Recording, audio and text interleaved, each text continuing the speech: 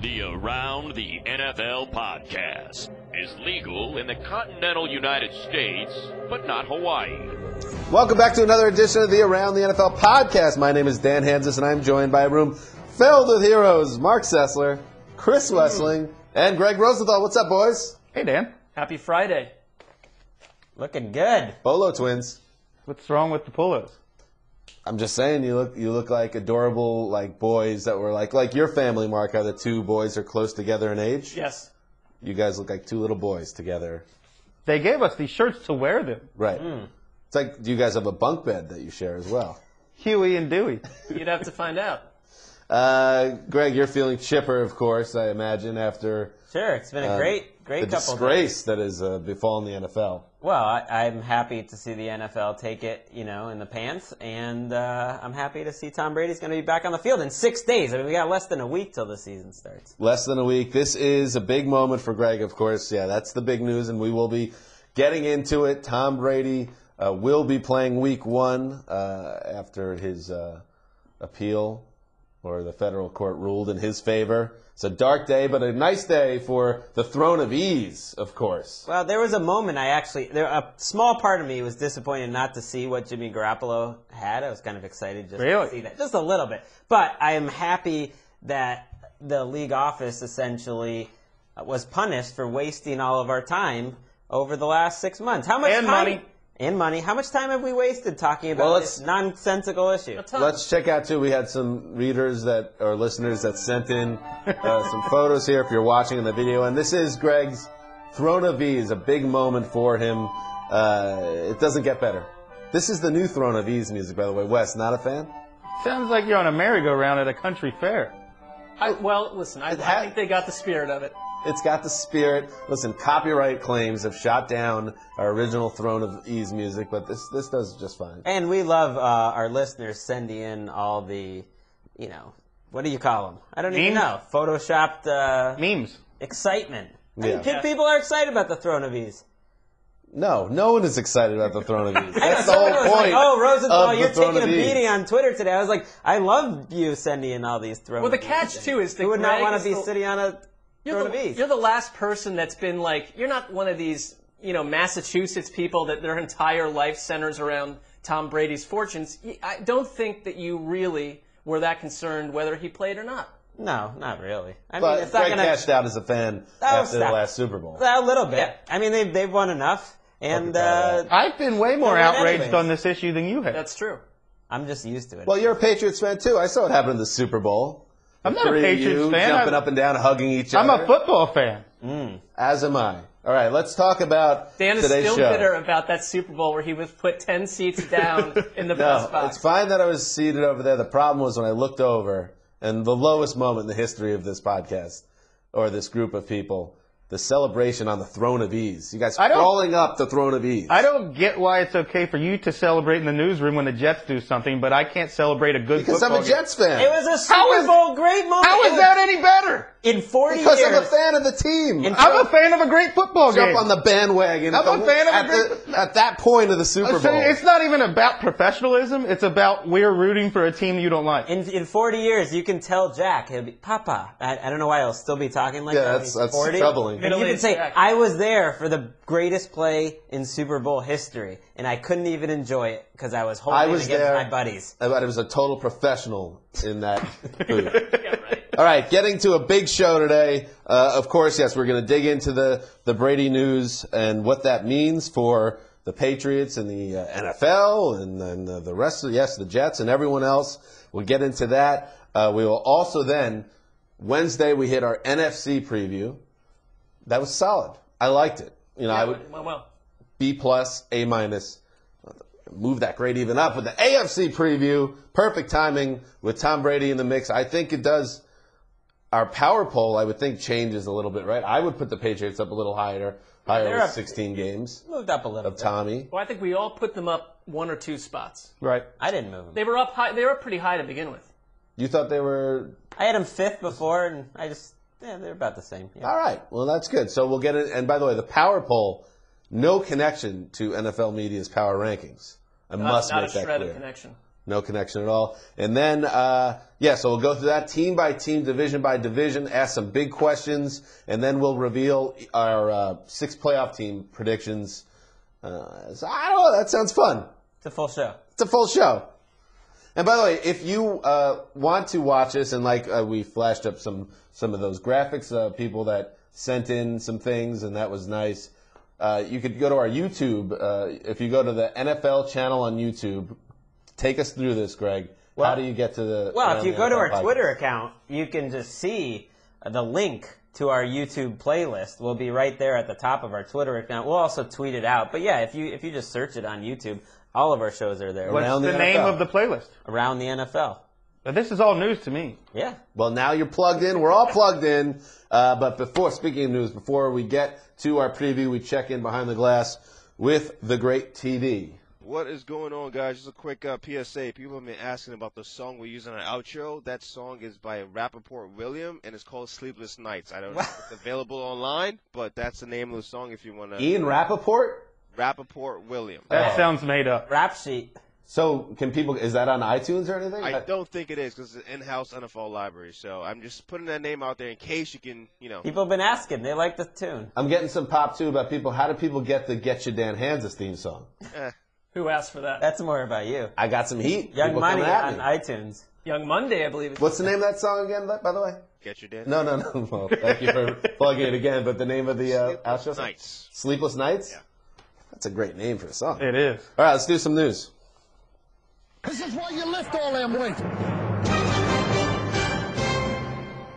Yes. Here it is. I can't believe the news today. The judge has nullified. Judge Richard Berman, the U.S. District Court, has nullified Tom Brady's 4-game suspension that was levied against the Patriots quarterback back on May 11th when Ted Wells, an independent investigator hired by the NFL gumshoe Ted Wells, asserted that Brady had this general knowledge of the deflation of footballs. They banged him with a 4-game suspension. They go all the way to federal court, and it's ruled that Tom Brady will not have to serve that suspension. Big news. Well, I think there were, to me, 3 main takeaways from Judge Berman.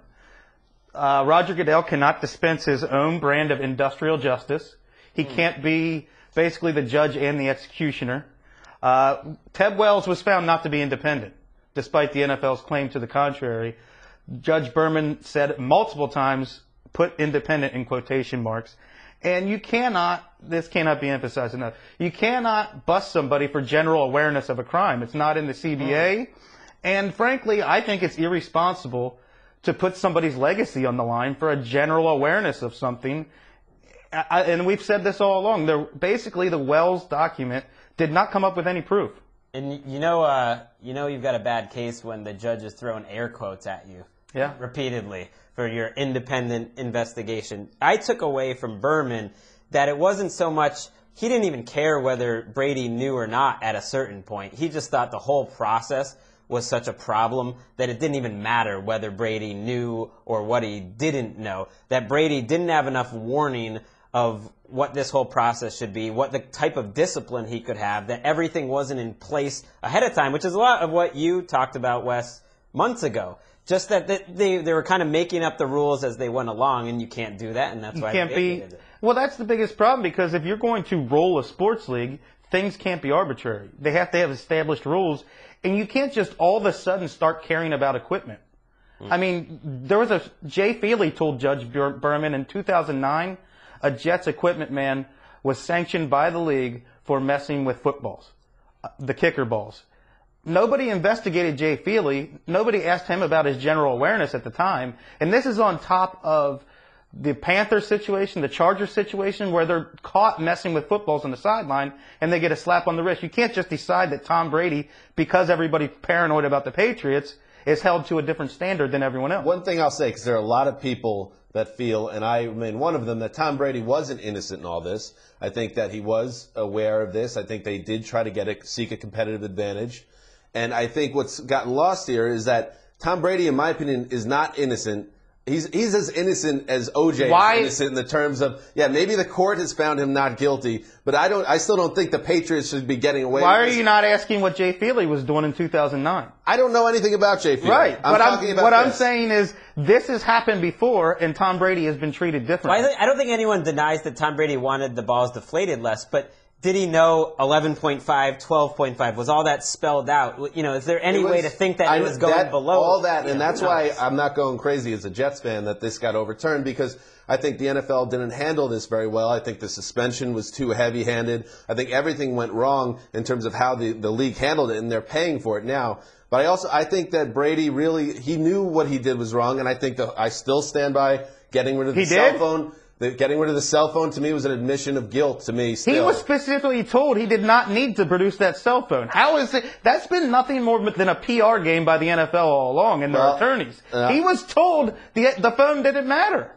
But hold on to the phone, Tom. Why does it matter if he was told he didn't have to produce it? Well, no, you hold on to the phone. There's never been any proof. I never got A good way to get rid of proof is to destroy the evidence, by the way. Why are you holding Tom Brady to a standard that everyone in the history of football before this didn't have to be held to? I think it's fair to say that Brady at times didn't look good in all this, that a lot of what he said in terms of his testimony wasn't particularly credible, and a lot of the things his agent said weren't that credible either. But it all didn't really matter because it didn't change really what Berman was talking about, which were the things you mentioned, that they were essentially made a mountain out of a molehill and they made up rules as they went along. So it didn't matter if Brady was lying or not. I look at this, and this is going to be looked back upon as the debacle in the case that wasted our time, and the NFL didn't get it right. Money. Now the focus is on the NFL and its justice system, because the one thing when it's suspension to suspension, if you're the average fan, or if you're writing about the NFL, it is an absolute cryptic maze as to what punishments will be for most of these cases. You have no idea how the NFL operates behind closed doors and hands down its punishments. And in some cases, I think some fan bases say, something doesn't seem right. Like one team seems to get whacked a certain way, another player from another team doesn't, and the NFL cannot simply have this in-house court system that gets things... That's the positive. That's the positive, because when they go to court, every time the judge says, what on earth is happening with your process? It's a disaster. We think it will be fixed, but the NFL is still appealing this. They're going to try to fight it in court. You never know. Maybe they'll win. It seems unlikely. They need to let this go. Jeffrey Kessler, the NFLPA's agent, essentially, in Brady's, in this case, is 5-0 against the NFL in courts over the last 3 years. And now owners are starting to talk up about it. And I'm going to mention something I found really interesting that Arthur Blank said, the Falcons owner. He said, he would have rather seen it with a positive ruling for the NFL, and he understands why the commissioner in the league feels as strongly as it does about trying to protect the rights the league has collectively bargained, and he thinks that's important. That's basically his little preamble. I don't really hate you, Roger Goodell. But here's the hammer drop. I don't think they should be rebargained in a federal court. Having said that, I think the commissioner and ownership around the league have to be prepared to look at things, look at change, and change might be appropriate. And that's at the end of a big amount of talk from Blank, basically, that this is bad for the NFL. It's so obvious that it's bad for the NFL. And Goodell keeps talking about integrity of the game and protecting the shield. He just was a big part in dragging his NFL shield through the mud unnecessarily for the last 6 months. If Paul Tagliabue was commissioner, he was a very smart PR guy. Maybe he didn't do all the right things, but I think he would have done this quietly, handled it between him and the Patriots, and it wouldn't have been something that we would have been talking about. We would have been talking about the 2015 season. The owners have also talked about the integrity of the game. And what's more important to the integrity of the game? I mean, Tom Brady goes out and drops 28 points on the Colts in the second half with balls that were determined to be fair. Then he's the Super Bowl MVP. So no competitive advantage whatsoever. And yet you're going to suspend the Super Bowl MVP for 4 games for equipment tampering that nobody's been punished for before. You're moving the goalpost on what's integrity, and I don't like that. I can't see Goodell stepping down in terms of his authority. I think this is going to keep going on, and it's going to be tricky. I don't necessarily believe change is coming. I just am so used to seeing the NFLPA and Goodell fight that I just think it goes on. I think the owners, no, I don't think that will happen, but I think the owners are embarrassed. The NFL is embarrassed, and I think they are sick of getting embarrassed in courts and being told whatever you said is wrong, this is what's going to happen. And I think that this specifically, I think, will be the tipping point that will spark change in how they handle things. They have to figure out a way to make things more straight through. They can't be all willy-nilly with things. They need to change. Well, I it all think this goes will happen. back to Goodell, basically. I agree he with can't that. be the judge, the jury, and the appeals guy. That system all needs to change. I think every owner would agree with that. Every fan, most fans would. But I think there's a pocket of owners that, whether or not you think this is right or not, there's a pocket of owners that appreciated that Goodell went after Brady and the Patriots. That pocket of owners should be concerned about what the Bucs did in Week 17 to upset the competitive integrity of the game, which is a much bigger issue. They ended up with an asset that was reportedly worth 3 first-round draft picks, Sam Bradford and another veteran player, an asset that they benched all their star players to end up with that asset. I think that's fair. competitive. That's and fair. that's why the NBA came up with a lottery, because teams were losing on purpose. I agree. That's But competitive. Wes, but that's Wes. integrity. That is, I mean, you got to address that. Okay. Way more important than Okay, anything to fair do with enough, deflated but football. the point is, there are owners that appreciate that Goodell went after this issue too, because the Patriots are seen by some as a team that goes and does a whatever it paranoia. wants. A paranoia. Not think just a whatever it is paranoia, you a wanna team call it. that has habitually crossed lines behind the scenes, and that's part of the reason All everyone 32 wanted to. teams Let me have finish, crossed Wes. lines. Let me finish. All 32 teams. Can I finish my point? No, because you're you're doing what everyone's been doing. You're being paranoid about the Patriots and holding them This to a is different called, standard. Wes, this is called an opinion that's different than yours. All right. Well, I'm just saying. Heat? I love There it. is a feeling in the league that the Patriots have paranoia. been getting away with things for years. And I think that's part of the reason something small, yes, like ball deflation, became bigger. So while maybe the Patriots shouldn't have been punished, and they're still as a team getting punished, they got the fine, they lost the pick. While I don't get on the Brady for being rescinded, the suspension, I get why this happened. And part of the reason is the Patriots are a franchise that haven't stayed within the rules, and they got banged for it here. By the way, they shouldn't have the pick. They should give them the pick back. That's a Why fair is point that too. still hanging out there? Because the Patriots didn't fight that. And the best thing I read about this entire fallout was from Dan Wetzel on Yahoo, and he pointed out how much Roger Goodell should regret not taking the olive branch from Robert Kraft 3 months Yes. ago. Sure. When Roger Goodell had won this, the Patriots were giving up. He even had Tom Brady willing to take a 1-game, 2-game suspension as long as he didn't have to admit guilt. He just would admit that he obstructed justice. So he could have won this. And everyone thought Roger Goodell, well, he got him this time. The Patriots were willing to stand out, and he wouldn't take it. He kept That's so fighting, true. and then he lost. When Kraft stood down, to give him then the 4-game suspension after Yep. that's when you knew Yep. S was going to hit the fan, and that's when Kraft got back in because he's like, whoa, what just happened here? How about that? Good job by Hanzus. Self-editing. They're not going to have to beep out anything. S means no, I won't say it.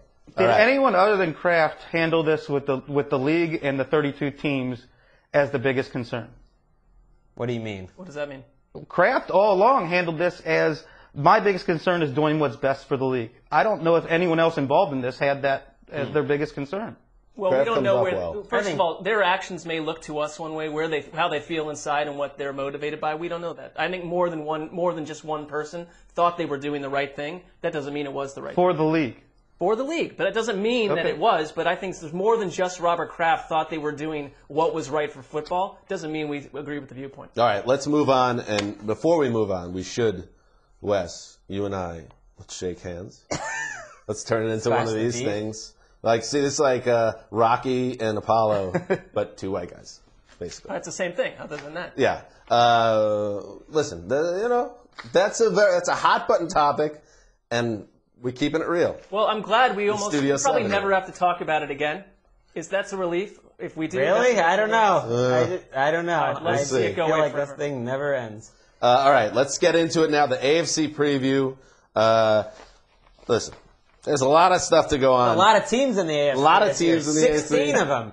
AFC East we're going to begin with, and we're going to same structure we did for Wednesday's show, where we're going to each of us will ask a question about each of the 4 teams, and we're going to start with Marc Sessler, who has a question about the Miami Dolphins. A lot of buzz around the Dolphins. Well, and I have a question because I'm not sure I buy in, but I look at what they've done on defense. You get Ndamukong Suh in there. I do like the offense. I think it's going to be a better attack under Bill Lazor in year 2. And my question is this. Is it possible that Miami, I don't know when the last time they did this, could field a top 10 defense and a top 10 offense? That's a great question. I think that's possible. And we predicted as a group, they weren't one of my playoff teams, but in terms of our power poll, the Dolphins are going back to the playoffs, and Philbin's winning his job. And I do think on paper they should have a top 10 defense and offense with Laser. I don't remember the last time I've been this optimistic about the Dolphins. And they've kind of changed my mind. I figured they would have a great defensive line. I wondered about the offense, but what I've seen in the preseason, and you've mentioned, Bill Lazor is basically running Chip Kelly's offense, and I don't know why the rest of the league isn't trending this direction. Every time I talk to a coach, I want to ask that question. And I think it just comes down to coaches are dyed in the wool with what they were born with in terms of their coaching careers, and a lot of them just won't shift away from it. They need an epiphany. This is why I was always fascinated by Riverboat Ron's, because he was brought up, like you mentioned, he was birthed in Lovie Smith, Mike Ditka, really conservative football, and it takes an epiphany to say, you know what, maybe I don't have all the answers. And it would take, let's say, we both, this group believes that the Eagles and the Dolphins are going to the playoffs this year. If both these teams make noise in January, and that will become a major narrative if these offenses are both 2 years after, it is a copycat league. Especially with a pretty, an okay receiver group. I would not say an above-average receiver group at all. I still worry with this team, and one of the reasons I didn't have them in the playoffs, even though it all looks great on paper, it all makes sense, there's something rotten in the core of the Miami Dolphins that generally they blow it. Whether it's an organizational thing, it goes to the top. You know, the coach. I'm just saying, I don't really trust them. They could be the rare team that makes the playoffs and fires the coach.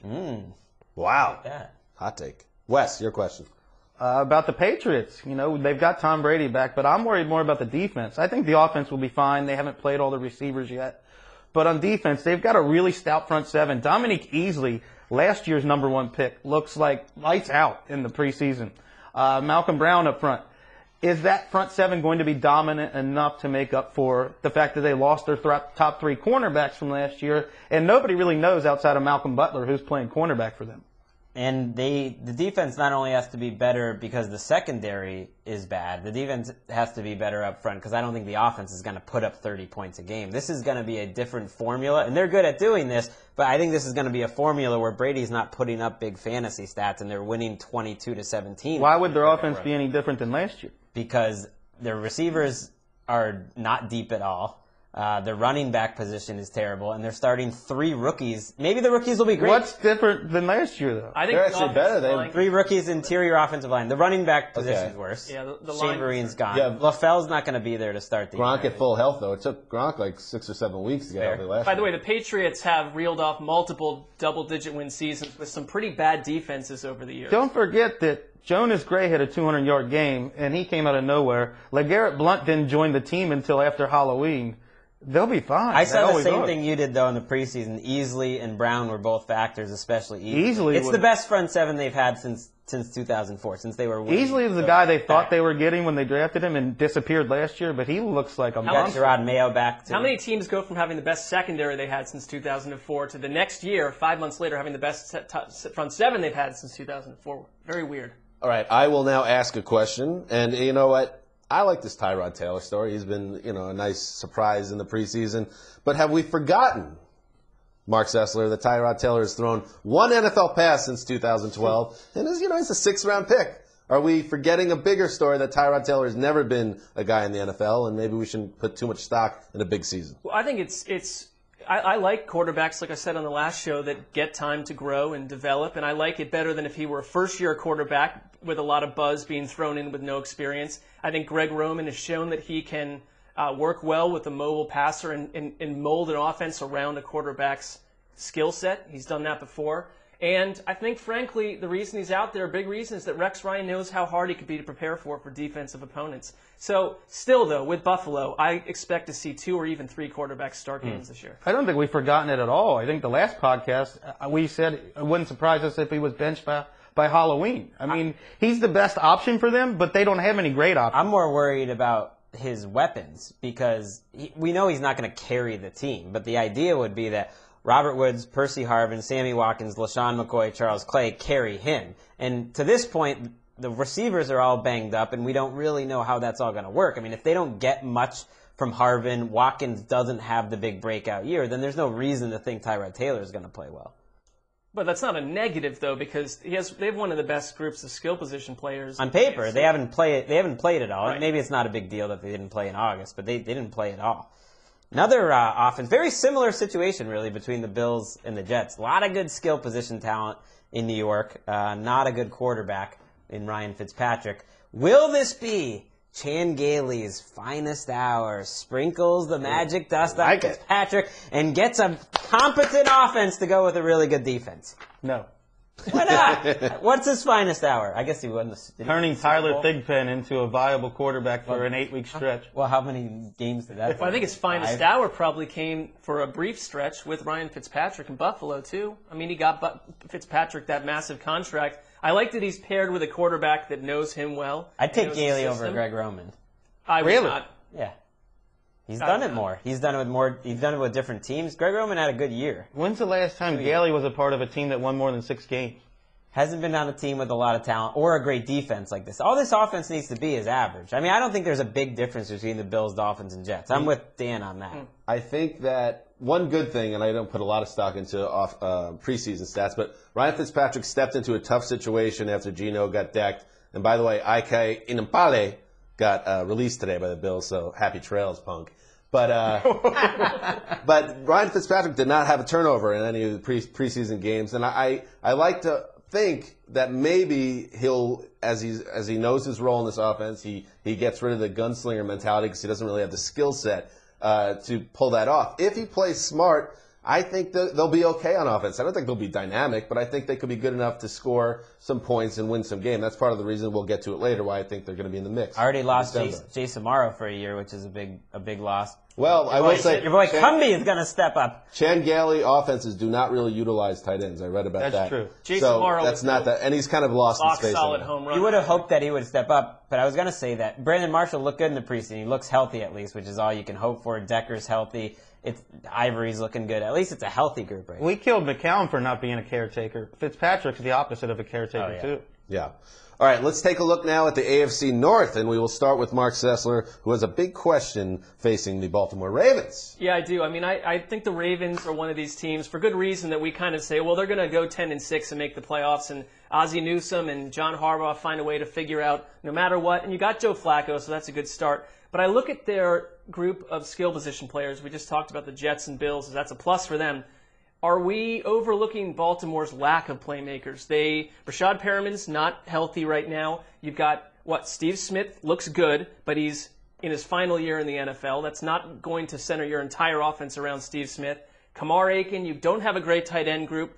Max Williams, right, the rookie. 2 X's. 2 X's. He's not healthy at the moment. I just look at this offense and say, what's special about this offense beyond Joe Flacco? Yeah, people are locking in Perriman that he was going to be a big factor. First of all, Ozzie Newsome has overall not been good at drafting wide receivers. Secondly, he's a guy who tore up draft boards because he had a huge pro day performance. It's not like this was one of the best wide receivers in the league. So you're counting on a couple rookies to immediately have a big impact, which is and they're not going to. Max Williams is not going to start for them. Crockett Gilmore will. Perriman's not healthy. And Perriman hasn't practiced yet. So I think it's totally fair to say you're not getting any rookie impact early in the season. So can Marlon Brown and Michael Campanaro and who else? Kamar Aiken, a career special teamer? I think it's a fair question, but I do think Steve Smith looked great in the third preseason game, and Justin Forsett was a playmaker last year. I know we like Trestman, but when you get an offensive coordinator that improves your offense from about 29th to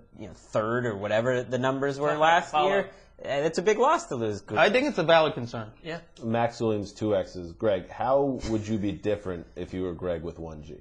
Oh, I'd be much more corporate. I would swear less. I'd probably wear more, sweaters around my neck. So you're Gregory. You're an unhinged Greg. I would be, Greg, you're just a little more wild, you're more on your own. I'll tell you you're what. 60% G. I don't think you'd be in front of that synthesizer for Delaware with 1G. That's totally true. Well, you're 40% G. No, 60. I'm the 3 Gs out of 5. Right. I don't know anything about math. Wes, your turn. The Browns. Will we see Johnny Manziel relieve Josh McCown and give them reason to hope for 2016 that they have a quarterback? Because I don't see them as a contender. To me, it's about building something for next year. I don't see them as a contender this season either. I look at Manziel and the elbow stuff. If he were completely healthy, I think he could be in there by week 4. And yes, he would be playing probably 8 games or more. I think that's what they want, is their young quarterback to step up. I think the elbow issue is a bigger deal. That's like the question might be, will we see Johnny Manziel have Tommy John surgery? There has not been one positive sort of word about that. I just think it's more than we're being told. That's the worst. This is beyond him getting back on an inflatable swan. This is the worst possible situation, that he gets a arm injury or some type of injury that keeps him off the field and keeps him out of the mix. He could easily almost become a forgotten man this season. Well, by the way, heal. McCown has never started 16 games in the season. It's not that he's injury prone, but he's had a share of injuries. You could very easily be looking at Thad Lewis as starting 8 games, and that's when you suddenly go 3-13. You have to if Manziel is not healthy. Well, you say he's not injury prone, but you've seen the way he runs around in the pocket throughout the preseason. He's going to get hit. Yeah. Even when they were playing well, he got hit a lot. I think we're going to see a lot of Manziel. I mean, especially with this organization when they're losing. I think the ownership, the GM took Manziel. The ownership, probably wants Manziel to play. I think we're going to see Manziel. You think he's got it going on? Who knows? We're just guessing. But at some point, I think he'll be ready to play this year. Let's move on to the Bengals, where the Bengals. How do you say it? Bengals. Am I saying it right? Bengals. Well, you've said it 5 different ways. One of them was accurate. So Andy Dalton has been in the league for 4 years. This is his 5th year. He's made the playoffs each of those 4 years. We all know what happens in January. Westivus loses each year. Now, at a certain point, how long do the Bengals go with this? Is this a boomer bust year for Andy Dalton if either they flop and miss the playoffs or January happens again? Wes? I think it is. I think he's got the most loaded offense of his career, 5 years now.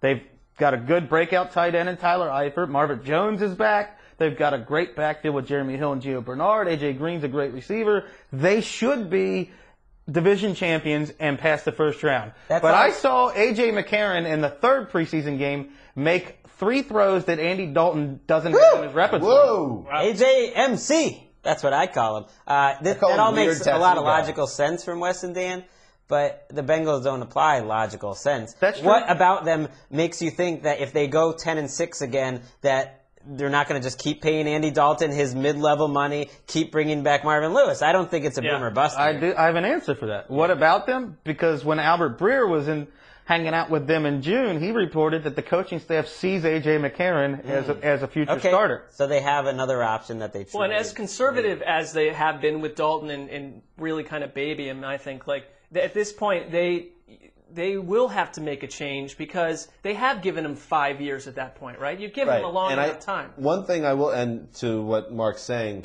it does feel, maybe just to me, that the creep of this narrative is getting stronger around the Bengals and Andy Dalton, that it's becoming a real, almost like stink on the Bengals that they can't move on and Dalton's not the answer.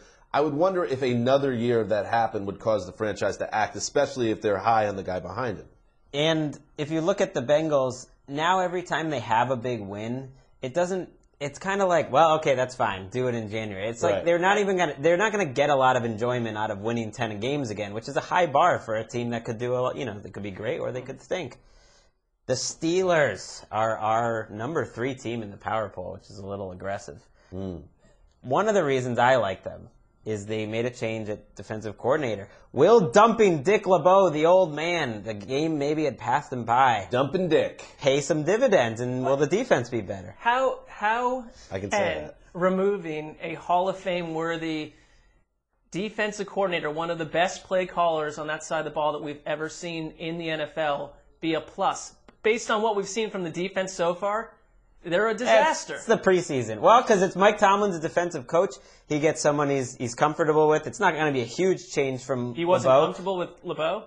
I don't think it wasn't a guy he had worked with previously. It was time to get rid of Dick. They worked pretty well together. All right, Dan, that's fine. They didn't work well together the last couple of years. I would say they underachieved for the roster that they had pretty dramatically. This is exactly why I think we're way too optimistic when we have them 3rd, because they're mixing in some 4-3 elements in cover 2 now. It seems like a year of transition to me.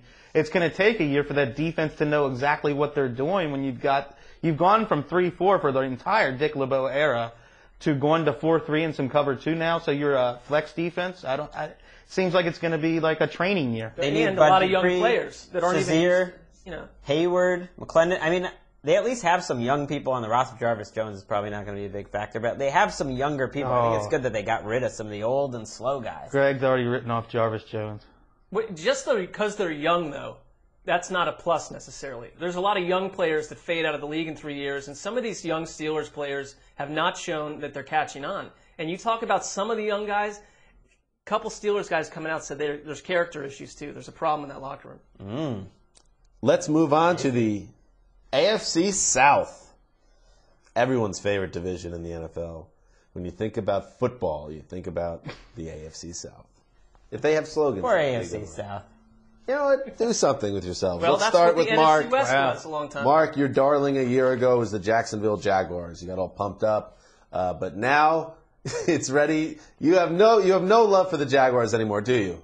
Well, no, I don't dislike the Jaguars. I think it would be fun to see them turn it around, but I have to ask because I think they've had a very patient owner that said, we have Gus Bradley a coach, we've got David Caldwell at GM, let's build something. It's not going to be a one-year thing. But, I mean, honestly, if we get another 4-12 act out of this team with a second year of Blake Bortles, more talent on defense, do you keep the plan in place, or does the owner get impatient and say, what's going on here? How can you keep doing this year after year? Does anything grow?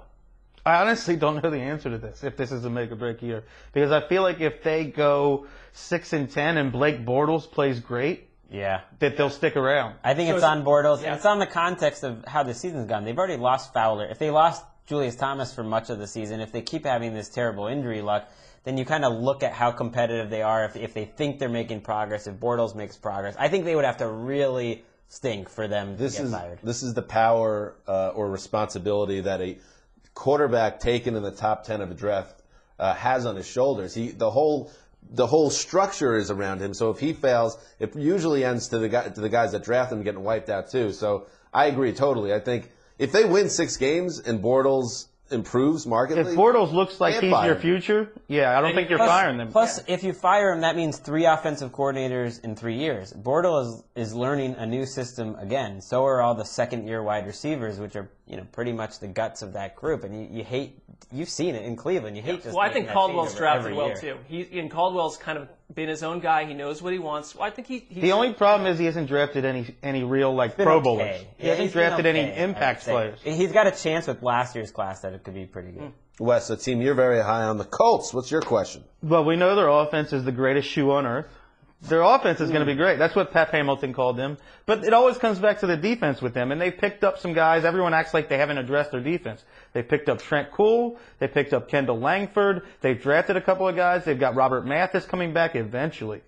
So will the offseason additions give this defense a backbone in big games, which has been basically the bane of their existence? Well, based on Ryan Griggson's track record, I don't think you can put much into off-season additions. They turned into Art. What about Trent Cole? They turned into Art Jones. I like Trent Cole, but let's see him do it in Indianapolis. Well, Art Jones is just bad luck. Well, he got injured. He's a good player who got injured. He played last year, and when he played, he wasn't particularly. Because he's playing through injuries. I think Andrew Luck, you talk about quarterbacks extending the careers of personnel men and coaches. Ryan Grigson, he's gone out and got some veterans this year, but Ryan Grigson has swung and missed on a whole bunch of players. And one thing that's not gotten better in Indianapolis is you've not improved that offensive line in front of Luck, and the defense has pretty much stunk year after year. You get into a big game in the AFC Championship, you get 45 points laid on you. So they need to improve, or I have to look upstairs and say, what's the plan here? I don't see it. I don't see it on defense. Josh Chapman and Monterey Hughes, and who's their pass rushers? Mathis, hopefully, when he's ready. Trent Cole. Jonathan Newsom. Jonathan Newsom was really good down the stretch last year. Okay. Maybe they should be playing him more and Mathis less. I mean, the interesting thing we talking Grigson is that I don't think Grigson's on the hot seat. But based on an article you wrote and Rappaport's been talking about, and really locally, I think Chuck Pagano is going to need to win some games in the playoffs, or else they're going to change coaches. But they won 2 games in the playoffs last year. Yeah, but it's not an easy thing. You think they need to get to the Super Bowl? Possibly. Can we count a win over the Bengals in January as a playoff win? That's a fair question. I mean, it happened, but banged up Bengals. They knocked off the Broncos. It's not an easy thing to do, though. You could get back to the playoffs as a 3 seed, lose that first game, and I don't think anyone would be surprised if they got rid of Pagano. That's fair. Stays. All right, let's talk about one of the buzzy team of ATN candidates. But I do have to ask the question: are the Titans our 2015, when I say our, the Around the NFL group, our 2015 version of the 2014 Jaguars. How dare you? And to people that are maybe new to the show, we were high on the Jags, not just Mark, and Blake Bortles in particular. We were glowing about him just like we're very glowing about Marcus Mariota right now. Are we getting sucked in by a new shiny toy? Yes, I think the Jaguars this year are going to be better than the Titans. I think the Jaguars could win 7 games, be the second-place team. The Titans' defense is really the main. Even if Mariota is good, there's no reason to think that the Titans' defense is any better. Well, what is it we're getting sucked into? Because I wouldn't put the Titans. I had them pretty. Here's what we're getting sucked into. I'll answer your question before you respond. That Mariota will be an impact guy as a rookie. That this team will jump up in wins. What did they have last year? 2 wins? 2 wins. 2 wins. Right. That this is like a 6 or 7 win team. So a big jump in wins, and the quarterback's the real deal. All right, well, then I am sucked into the idea that they could win 6 games because I don't think there's that much of a shocking difference to get up to 6 wins. Bad teams can get 6 wins. I do believe in Mariota. If I'm wrong, I'm wrong. I think we all do. I think there's reasons to believe that Tennessee, after being lost at sea for years, with a coach that I don't especially love in Whisenhunt, they seem to have a plan. If they found a quarterback, everything does start to change. I don't think they're our version because I didn't believe in the Jaguars last year. But what you laid out there, I believe that Mariota's the real deal. I believe they're going to have some more wins. They're not going to be a good team. But most importantly to me, I think they're going to be a lot more exciting to watch. That's a big step up because they were unwatchable for years on end. I think that is where we're getting more exciting, that they're fun to watch. Greg. I will go with the Houston Texans, who I've enjoyed greatly on Hard Knocks. It's the reason you go on Hard Knocks. Now I'm rooting for this team. I like these guys. But I look at the roster. You have a question? Why does anyone think the Texans will be any good? Oh. Well, they won 9 games last year. There's J.J. Watt. They have the best defensive player in the league. Other than that, why are they any better than the Titans or Jaguars? Tell me. What is it? J.J. Watt. Can't answer this question. That's what I'm talking about. I asked Maurice Jones-Drew and Ike Taylor this question when I was on the couch last night. New NFL segment, On the Couch with Dave Damashek, whatever it's called. But NFL Sunday Blitz. I like On the Couch better, let's be honest. They predicted the Texans would win 9 or 10 games, and I pointed out that they had the easiest schedule in the league last year, and they totally dismissed that as a factor, that every team in the league is hard to play. And I just looked at them like they were crazy. Of course schedule matters. Of course it matters. And you have advantages that they're still in the AFC South. I'm just saying, when you look up and down, what is this team good at? You don't have a good quarterback. You don't really have a great defense, I don't think, other than Watt. There's nothing that gets me excited about it. Well, I think what you're saying is that last year's 9-7 record wasn't really that different than a few things changing and them going 7-9. Or 5-11. Well, yes. I don't think they're a 5-11 team because I've started to look at Bill O'Brien as a good coach. I don't think that their quarterback situation is worse than last year. It's still very shaky, but it's not worse. You still have the best defensive player in the league, and you got some talent on that team. You can win. You can go 8-8. I can make an argument for that. Yeah. So the Texans' defense was a top 3 defense down the stretch last year in the NFL. Brian Cushing looks like he's a different player this year than he was last year. Jadeveon Clowney, you might get an impact from him this year. You might not. I think their secondary could be a little bit better. Their first-round picks looks like a hit. Vince Wilfork. So you could have a top 5 NFL defense. Okay. All right, let's move on to the AFC West. Mark, get us going, baby, with the silver and black. Well, I mean, the Raiders have been, the butt of many jokes on this podcast for a long time for good reasons. That's a funny word. The butt of the jokes. But let me ask, because Reggie McKenzie, who we've flamed endlessly, I look at the last 2 drafts, and he was high enough where you pick players that you think are going to be good, and they were, and it's Khalil Mack turned out to be the guy. You have a young quarterback, you have Amari Cooper. Is Reggie McKenzie starting to quietly build a quality team? I don't believe that he is. I think he's quietly building a 6-10 team or a 7-9 team. All right, for this year, but that's I don't believe it. There's nothing. I know that scouts and executives and coaches love Derek Carr because he can spin it, and it takes no effort. That's what they always say. He's yet to show that he's a decent quarterback. I mean, analysts, I respect Ryan Riddle. He used to be on the Raiders. He follows them closely. He thinks Matt McGloin is better than Derek Carr. He's watched every snap this preseason in general. I saw that last night. Matt McGloin is a good quarterback. He's okay. He's been overlooked. I think Matt McGloin is one of the best. I think he's built a respectable roster that it does not look out of place in the NFL, which is different than most of the Raiders teams. Well put, yeah. All right. How about Wes? You give us your pick for a AFC West team. Really more a question. Wes, your turn. Nailed it.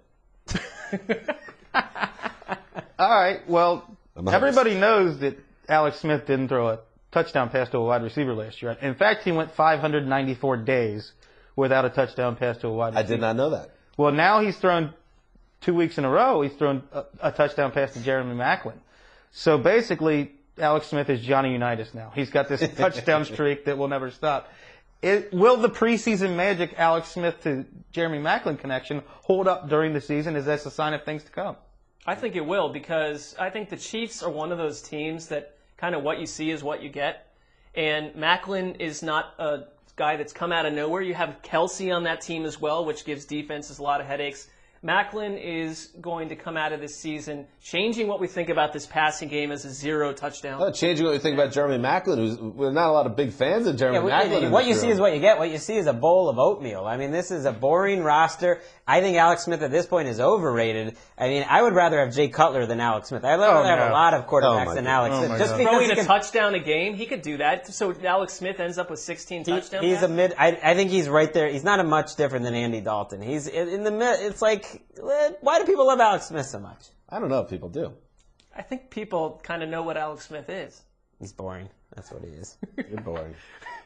Let's move on to the Denver Broncos. And a question that we've been asking for a few years now, throw it out there again. Is Peyton Manning about to stick it to the football cognoscenti once again? Big word. Once again, he did it before. He did it after neck surgery. Wait, doesn't the football cognoscenti generally regard him as the greatest quarterback of his generation and perhaps of course. Yeah, well, from a larger sense, a macro sense. The hot take machine. But the micro sense, which is the 2015 season. Should have replaced football cognoscenti with Dave Damashek. I know. That is not true because a lot of people think Peyton Manning. Wait a second. You guys all think that. Everybody thinks that Manning is not going to be Manning anymore. But is he going to stick it to everybody again? All right, then how about this? I'll say I don't think he's going to be anything numbers-wise what we've seen in the past few years, because I think they're going to be much more of everything they've said, John Elway on down, they're going to be a run-focused team. Not 50 touchdowns, but... All right, but I also think I look at him and the 3-4 preseason games so far, he does not look like a great quarterback right now. He does not throwing with authority.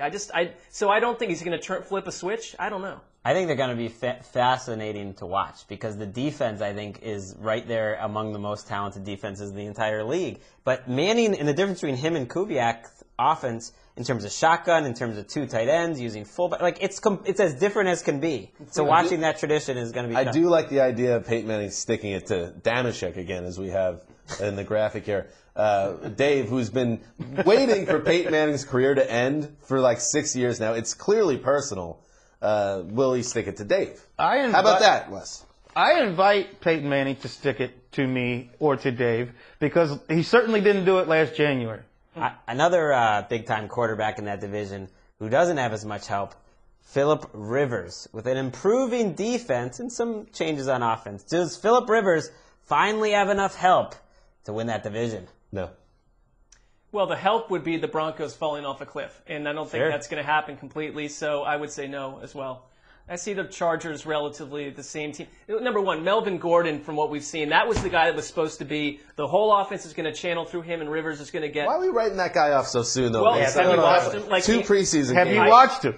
No, I did watch him. But why is it over for Melvin Gordon? It's not over. It's not over. I don't.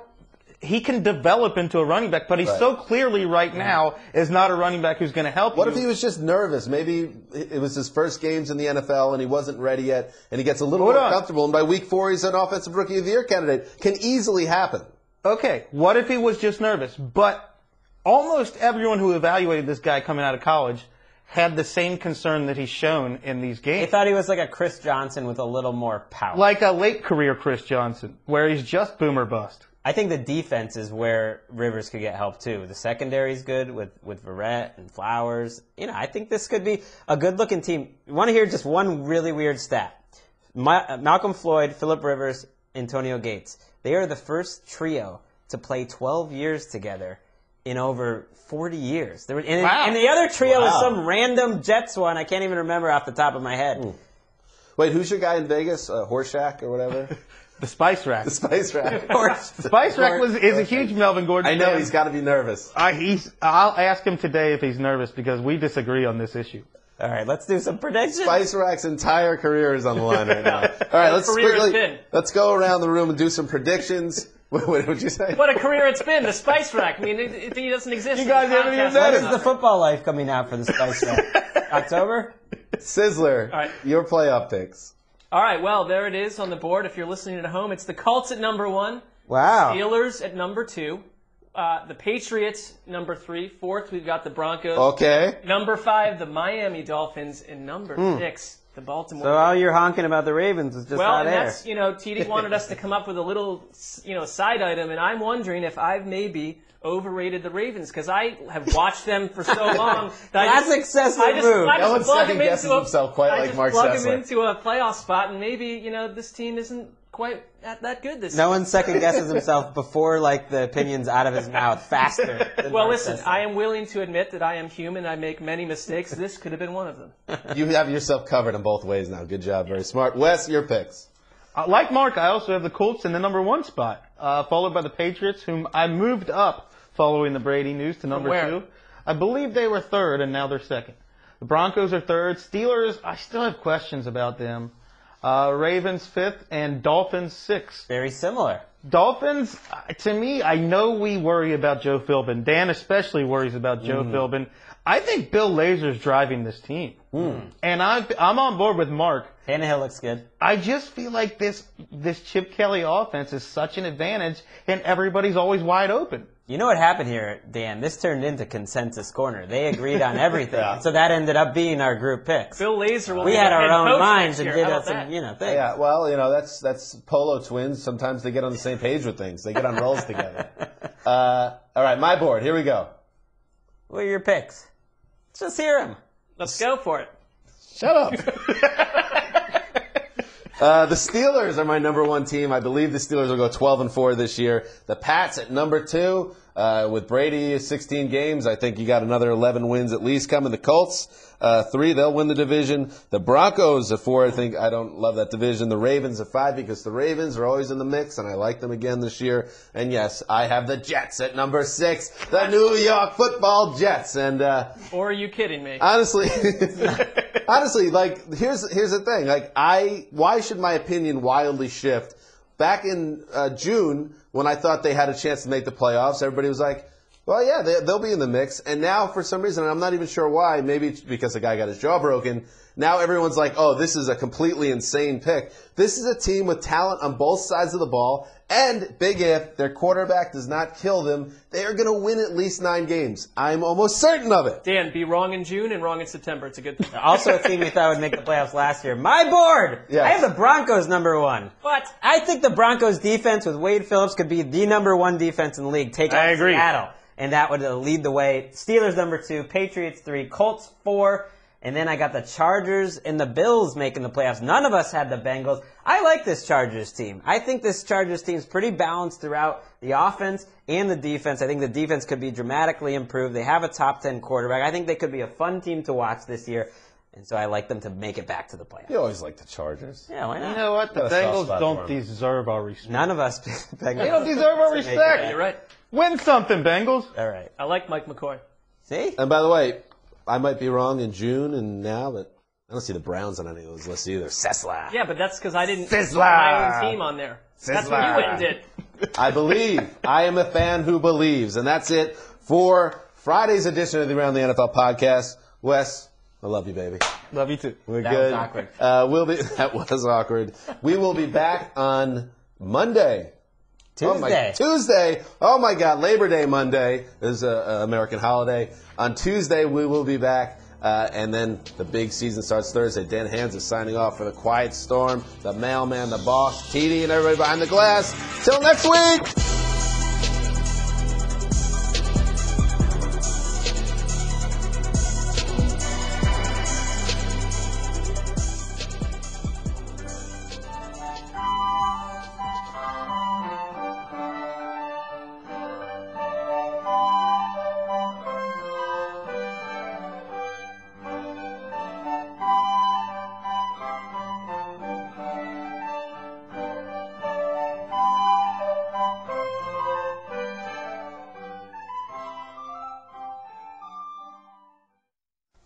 I'm lonely. I'm lonely. I'm so lonely. Fill this void. Someone fill this void.